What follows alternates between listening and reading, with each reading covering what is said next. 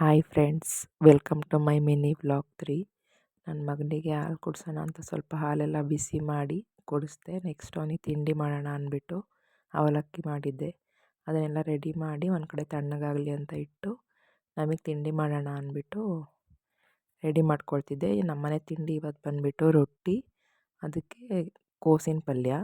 First ಪಲ್ಯ ready ಮಾಡ್ಕೊಳ್ಳೋಣ ಅಂದ್ಬಿಟ್ಟು ಪಲ್ಯ ಎಲ್ಲ ಮಾಡ್ಕೊಳ್ತಾ ಇದ್ದೆ. ಪಾತ್ರೆಗೆ ಎಣ್ಣೆನ ಹಾಕ್ಕೊಂಡು ಎಣ್ಣೆ ಎಲ್ಲ ಬಿಸಿ ಆದಮೇಲೆ ಸಾಸಿವೆ ಹಾಕ್ಕೊಂಡೆ. ಸಾಸಿವೆ ಎಲ್ಲ ಸಿಡಿದ್ಮೇಲೆ ಈರುಳ್ಳಿನ ಹಾಕ್ಕೊಂಡು ಫ್ರೈ ಮಾಡಿ ಟೊಮೊಟೊ ಆ್ಯಡ್ ಮಾಡಿದೆ. ಎರಡು ಸಾಫ್ಟ್ ಆಗಲಿ ಅಂತ ಹೇಳ್ಬಿಟ್ಟು ಸ್ವಲ್ಪ ಉಪ್ಪು, ಅರಿಶಿನ ಪುಡಿನ ಹಾಕ್ಕೊಂಡು ಚೆನ್ನಾಗಿ ಬೇಯಿಸ್ಕೊಂಡೆ. ಚೆನ್ನಾಗಿ ಬೆಂದಾದಮೇಲೆ ತೊಳೆದಿಟ್ಕೊಂಡಿರುವಂತಹ ಕೋಸನ್ನು ಆ್ಯಡ್ ಮಾಡಿದೆ. ಕೋಸೆಲ್ಲ ಆ್ಯಡ್ ಮಾಡಿ ಎಲ್ಲ ನೀಟಾಗಿ ಮಿಕ್ಸ್ ಮಾಡಿಕೊಂಡು ಒಂದು 5 ನಿಮಿಷ ಪ್ಲೇಟ್ ಮುಚ್ಚಿ ಬೇಯಿಸ್ಕೊಂಡೆ.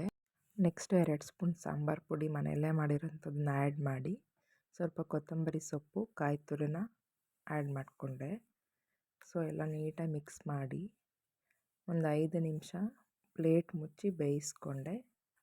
ಚೆನ್ನಾಗಿ ಸಾಫ್ಟಾಗಿ ಬೆಂದಿತ್ತು. ಪಲ್ಯ ಎಲ್ಲ ರೆಡಿ ಮಾಡಿಟ್ಟು ನನ್ನ ಮಗನಿಗೆ ತಿಂಡಿ ತಿನ್ಸೋಣ ಅಂದ್ಬಿಟ್ಟು ಅವಲಕ್ಕಿ ತಿನ್ನಿಸ್ತಿದ್ದೆ.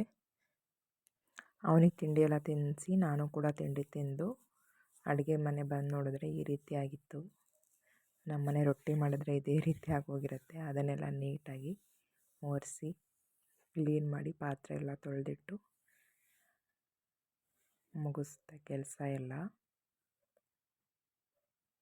ನೋಡಿ ಎಷ್ಟು ನೀಟಾಗಿ ಕಾಣಿಸ್ತಿದೆ.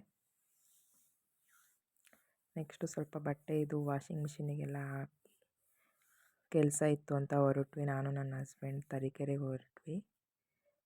ಕೆಲಸ ಎಲ್ಲ ಮುಗಿಸ್ಕೊಂಡು ಹಾಗೆ ಊಟ ಮಾಡಿಕೊಂಡು ಮನೆಗೆ ಬಂದ್ವಿ. Thank you.